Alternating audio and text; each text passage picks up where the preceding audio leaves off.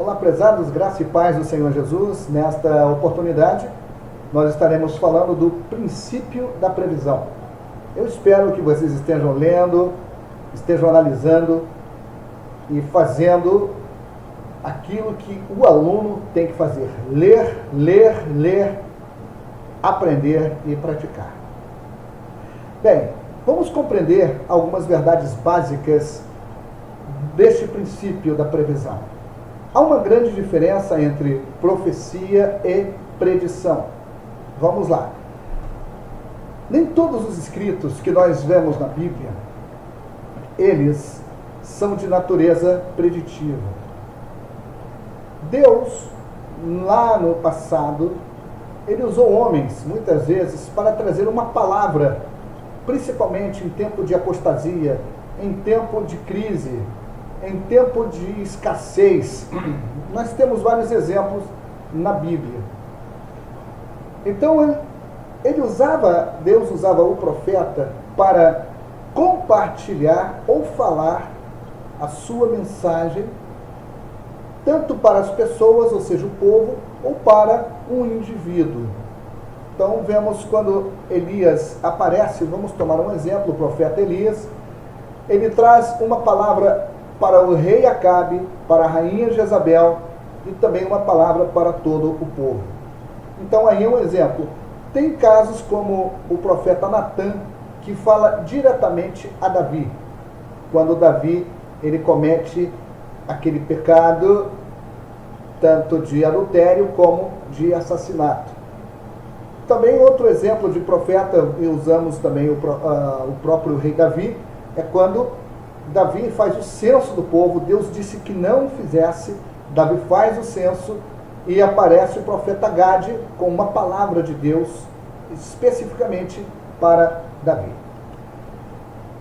A mensagem dos profetas era de natureza preditiva, ou seja, previa o futuro, mas muitas vezes não era.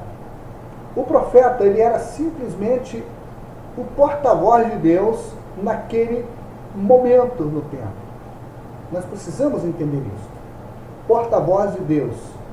Na maioria das vezes, eles vieram quando Israel estava passando por um momento de grande apostasia. O profeta, então, nesses momentos de apostasia, ele era chamado por Deus para ser seu porta-voz sobre os assuntos morais e espirituais do povo. Nós temos vários exemplos dos profetas Isaías, Jeremias, Ezequiel, Amós.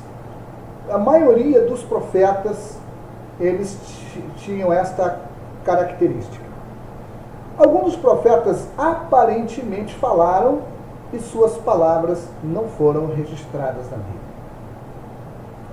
Se Israel se recusasse a se arrepender, então Deus iria enviar os profetas que iriam escrever as profecias de Deus para que o povo pudesse vê-las e esperando respondê-las. Nós vemos como exemplo o profeta Jeremias, Isaías. Nós temos até um episódio de quando Jeremias leva o rolo, aquele rolo é destruído, aí Deus manda ele escrever de novo. São exemplos, tá, que nós vamos encontrar na própria palavra de Deus. Agora, em segundo lugar, vamos ver e compreender a função de um profeta. Isto hoje, para nós, é uma coisa bastante complicada.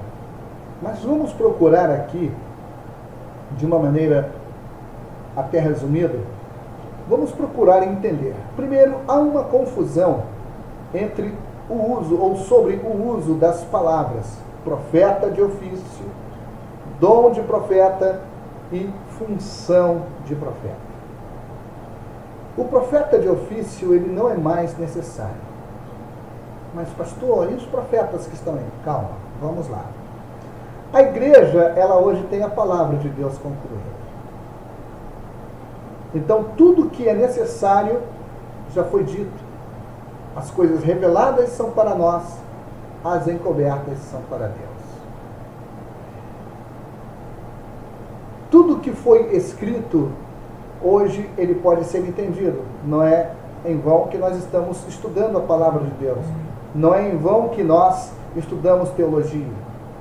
Então, isso não nega o fato de que Deus possa restabelecer o ofício do profeta. Vemos isto no livro de Apocalipse. Vai ser um momento em que este ofício ele terá realmente uma importância transcendental. Por quê? Vemos o exemplo das duas testemunhas. Basta você ler Apocalipse e você vai ver aquelas duas testemunhas são profetas de ofício. Tudo que o homem precisa saber hoje é encontrado escrito através da Bíblia. Hoje, tempo da graça, tá bom? Então nós precisamos entender os tempos, as épocas. É por isso que nós estamos estudando de uma maneira gradativa. O dom de profecia é um dom claramente listado no Novo Testamento. Não estou falando de ofício, estou falando de dom.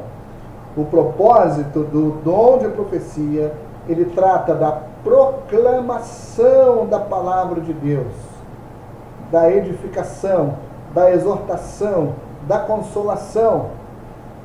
E este dom, segundo a Bíblia, em 1 Coríntios, capítulo 14, versículo 1, nós vamos ver que este dom, ele é de extrema importância.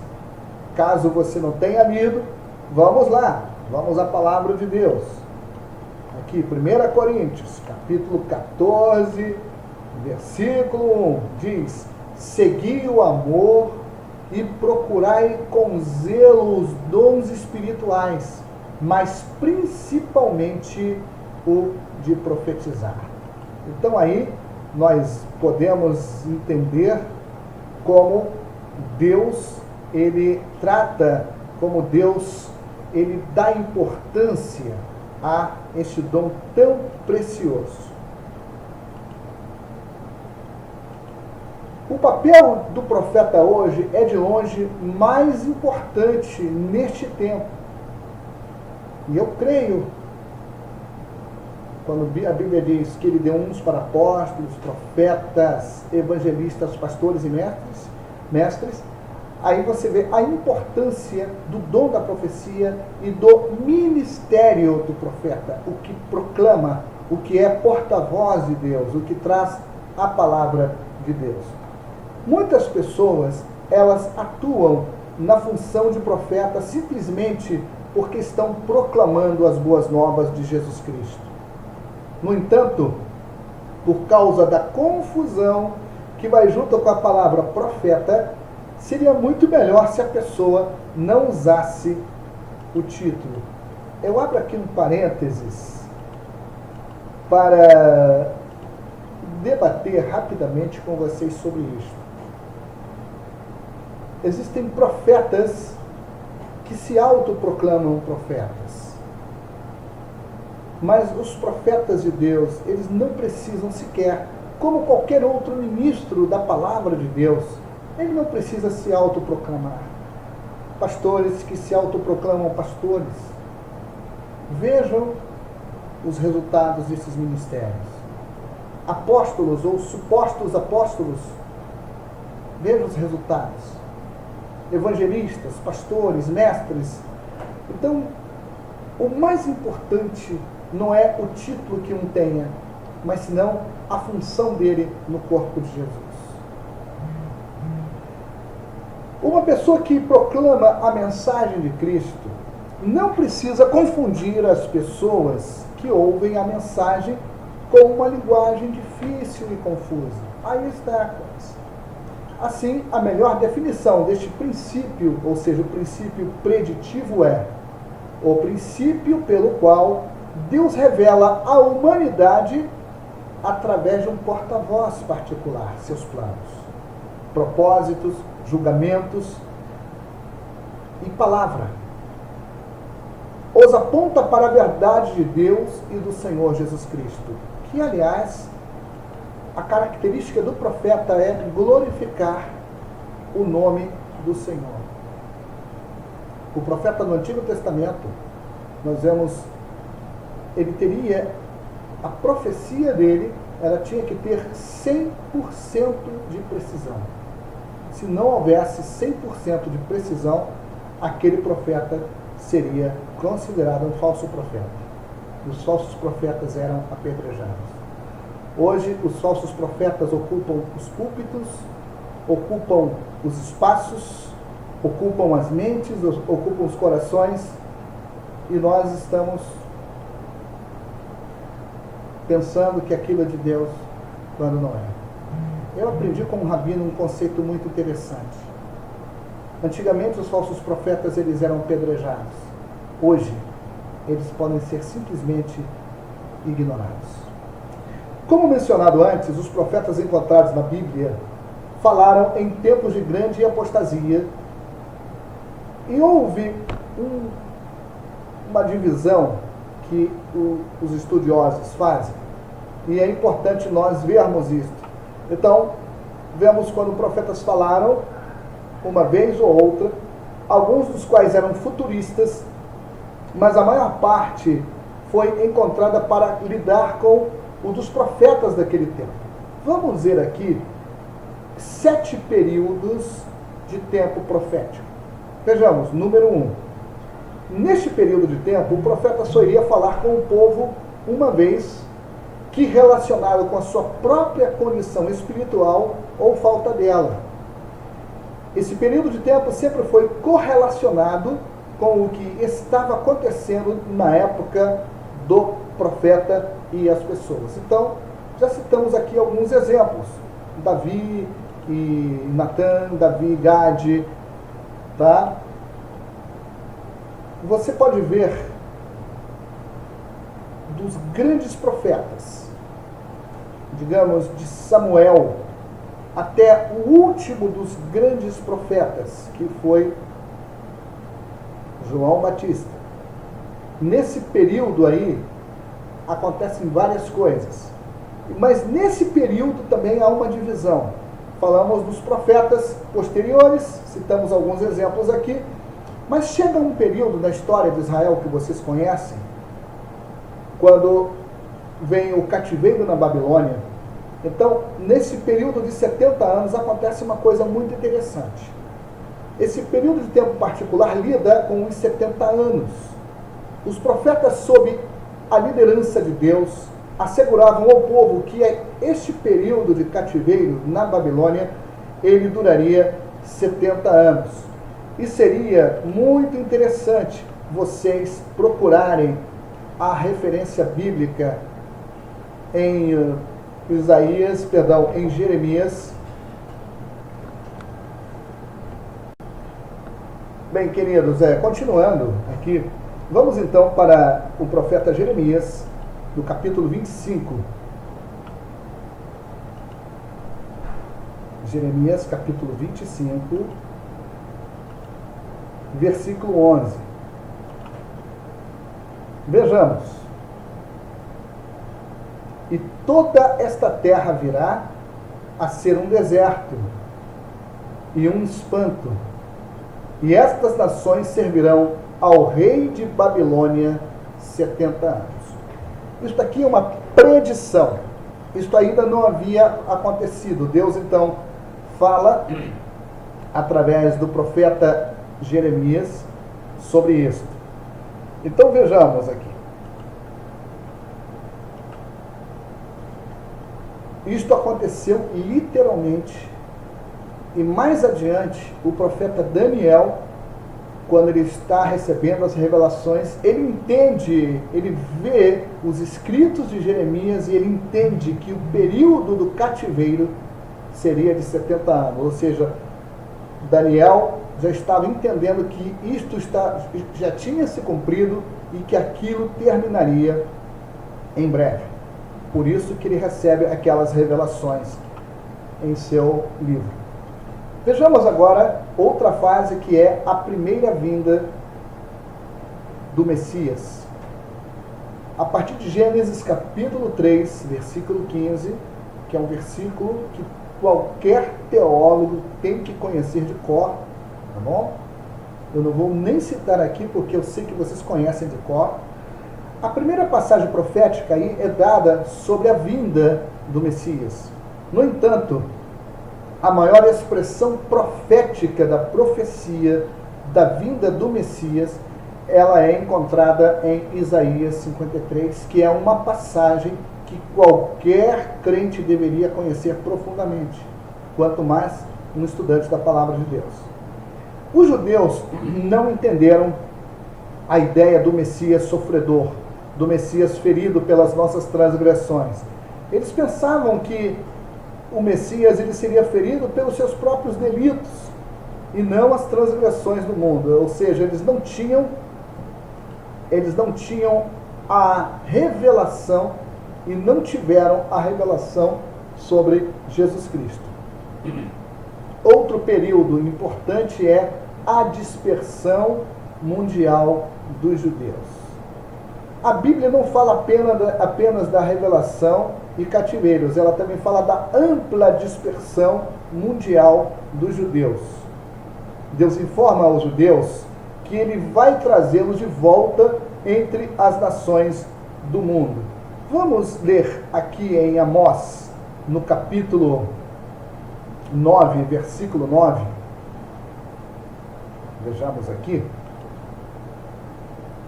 Queridos, eu aproveito aqui, enquanto eu estou procurando o versículo bíblico, que nós temos que usar a Bíblia. É importantíssimo o uso da palavra de Deus, tá bom?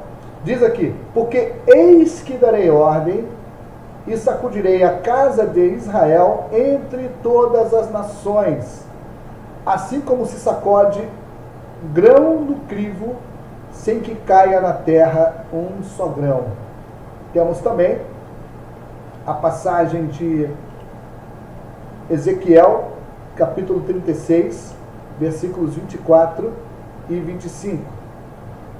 Então vejamos aqui. Ezequiel 36, 24 e 25. Isto é para que haja um acompanhamento bíblico, ou seja, a Bíblia respaldando a ela mesma. Diz aqui, e vos tomarei dentre os gentios, e vos congregarei de todas as terras, e vos trarei para a vossa terra.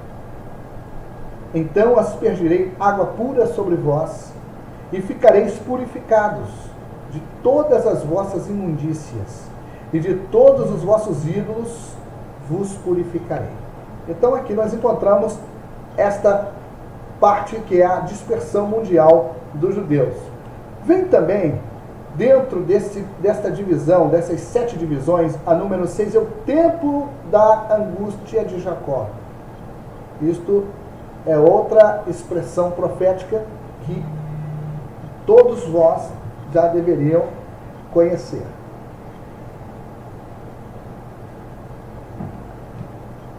Este tempo da angústia de Jacó é comumente chamado de um período da tribulação. Se refere ao período da tribulação. Como o profeta compartilhou neste período a verdade profética, em um tempo especial para os israelitas, era uma verdade totalmente futurista. Isto ainda vai acontecer, embora muitas coisas tenham acontecido com os judeus. Todas as coisas acima, embora algumas delas sejam mencionadas de forma futurista, todas elas ocorreram no tempo dos judeus antes da conclusão da palavra de Deus. Então, muitas coisas já aconteceram. O período do cativeiro na Babilônia, o período da diáspora, muitas coisas que aconteceram ao longo da história antiga, moderna e até na pós-moderna que está acontecendo. Mas o tempo da angústia de Jacó, ele está no futuro e ele vai ter lugar. Então, é importante nós observarmos isso também. E o 7º período, que é a segunda vinda do Messias, este período de tempo enunciado ainda está no futuro. O milênio não aconteceu ainda. Cristo voltará e ele estabelecerá o seu reino sobre a terra. Este reino vai durar 1000 anos, por isso que nós chamamos de milênio. Agora, o que nós devemos observar? Vamos ver aqui neste estudo que toda a escritura profética é escrita para os judeus. Mas onde é que nós ficamos nisto? Os gentios são afetados por estas verdades, quando eles entram em contato com os judeus. Eu posso entrar em contato com os judeus como? Através de Jesus Cristo. Jesus foi judeu. Então, assim que não tem problema. A igreja não faz parte das escrituras preditivas. A igreja, meus queridos, ela é um mistério oculto e revelado pela primeira vez ao apóstolo Paulo. Onde nós encontramos isto? Eu recomendo vocês a lerem Efésios capítulo 3. Aí nós vamos encontrar e vamos entender qual é o papel e qual é o lugar da igreja em todo o contexto bíblico.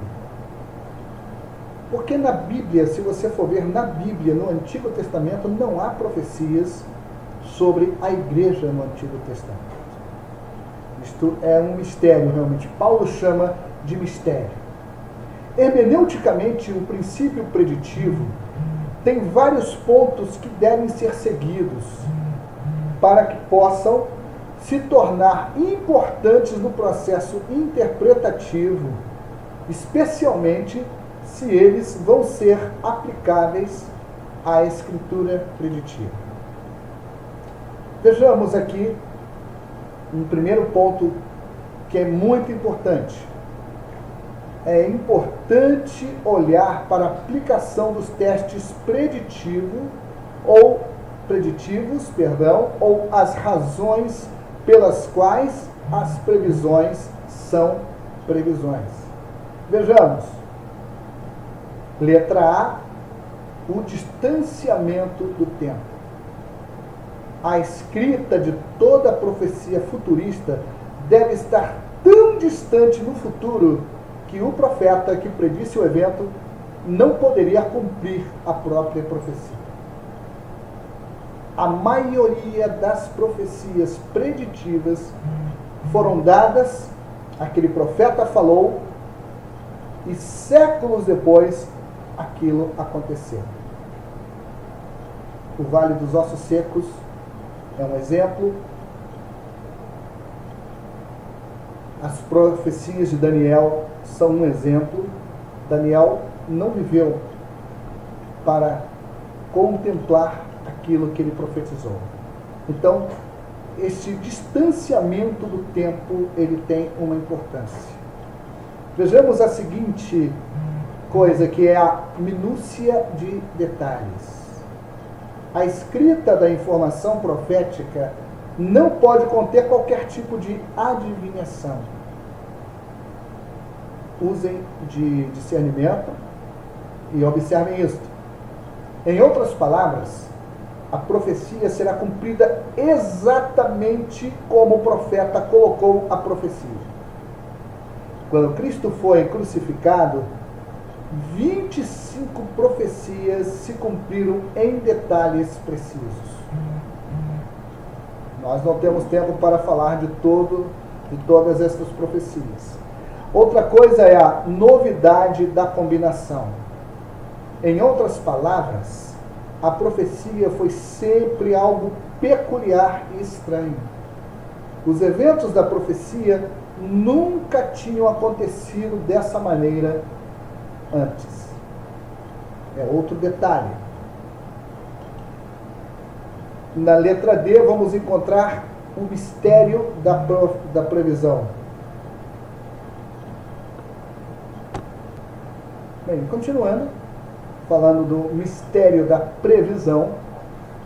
Como o profeta fez sua previsão, ela não estava compreendida totalmente, ele não estava compreendendo totalmente, o que estava sendo dito. Observe o que diz o apóstolo Pedro no capítulo 1, no versículo 11 da sua primeira epístola. indagando que o tempo ou que ocasião de tempo, o Espírito de Cristo que estava neles indicava anteriormente, testificando os sofrimentos de que a Cristo haviam de vir e a glória que neles havia, a glória que se lhes havia de seguir. Então vocês estão vendo a profecia, o profeta fez a sua previsão, mas ele não compreendia totalmente aquilo. Para um profeta devia ser muito difícil.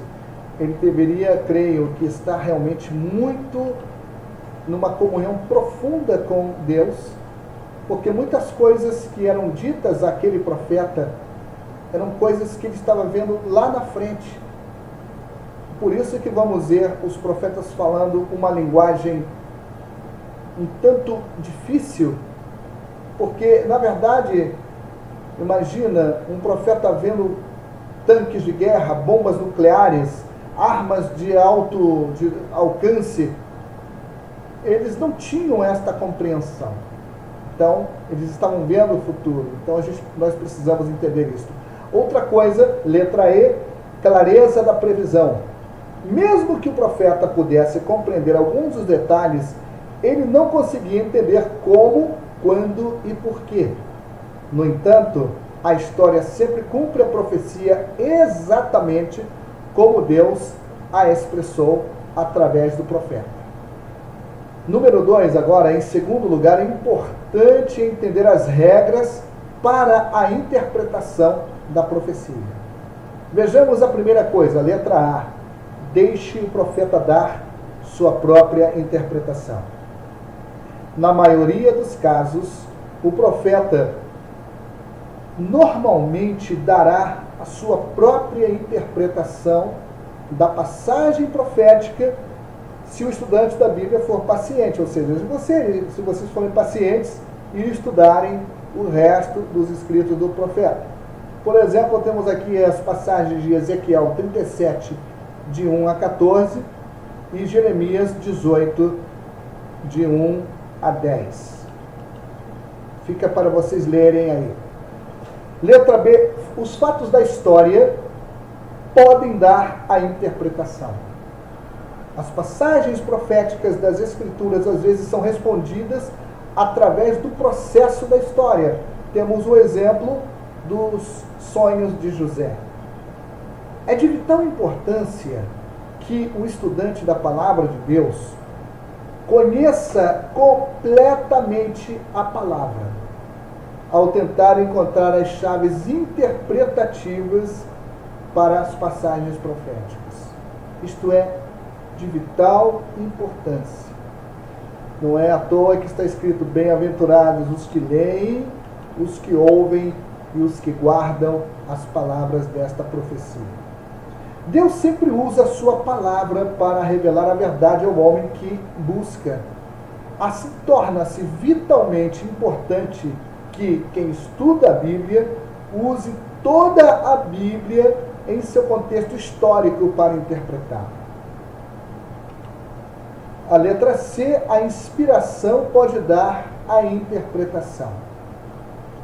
A palavra inspirada de Deus pode dar a chave para entender as passagens preditivas da Bíblia. É preciso ver e saber onde essas passagens são cumpridas mais tarde na palavra de Deus. Vejamos aqui alguns exemplos. A passagem do Salmo 41, versículo 9, ela é cumprida em Atos, capítulo 1, de 1 a 18. Leiam depois, por favor. A passagem profética encontrada em Salmos 16 é cumprida em Atos 2. A passagem profética encontrada em Isaías 6, de 9 a 10, é cumprida em todos os relatos do Evangelho. Vejamos agora na letra D, a análise comparativa pode dar a interpretação. Através da comparação do uso profético de palavras e frases, quem estuda a Bíblia poderá entender as passagens proféticas. Além disso, essas mesmas técnicas ajudarão o estudante da Bíblia a entender como essa interpretação pode ser aplicada. Letra E. A compreensão adequada das figuras de linguagem pode dar a interpretação. Entender a linguagem profética é imperativo para a aplicação da interpretação bíblica. As linguagens de figura afetam muito as chaves interpretativas, mas o estudante deve permitir que a palavra de Deus mostre o pleno significado da linguagem de figura, aquela linguagem que está sendo ali apresentada. Observação: as linguagens de figura, ou as figuras de linguagem, são muito diferentes hoje do que eram no tempo em que foi escrito na palavra de Deus. Vamos ver letra F. Símbolos e tipos podem dar a interpretação. O simbolismo e a tipologia são as principais ferramentas utilizadas por Deus na escrita de sua palavra. Haverá uma grande quantidade de esforço por parte do estudante para aprender como Deus está usando o simbolismo e a tipologia, especialmente no que se refere à compreensão das escrituras preditivas. Você precisa entender os números, as cores, certos objetos, certas fraseologias, o que elas têm a ver com a profecia para poder interpretá-la. Senão serão palavras misteriosas para outros. Uma nota importante é que toda escritura preditiva no Antigo Testamento está relacionada com Israel. Ela foi dada para mostrar como Deus era fiel. Ela foi dada para mostrar como Israel era fiel ou infiel. E como Deus é sempre fiel. Toda previsão na Escritura tem como base o trabalho futurista de Deus através de Jesus Cristo para a humanidade. Mesmo quando a profecia seja utilizada no Novo Testamento, no que se refere a Israel, está sempre, em última análise, apontando para a obra, para a pessoa de Jesus Cristo para com a humanidade. Nós estamos chegando ao final. Eu espero que você possa acompanhar este vídeo, você possa ler o livro, o capítulo correspondente, o capítulo 8, e que isso vai ser muito importante para os seguintes passos que nós vamos ver nos nossos estudos. Bem, um grande abraço para todos vocês, que Deus abençoe e até a próxima, em nome de Jesus.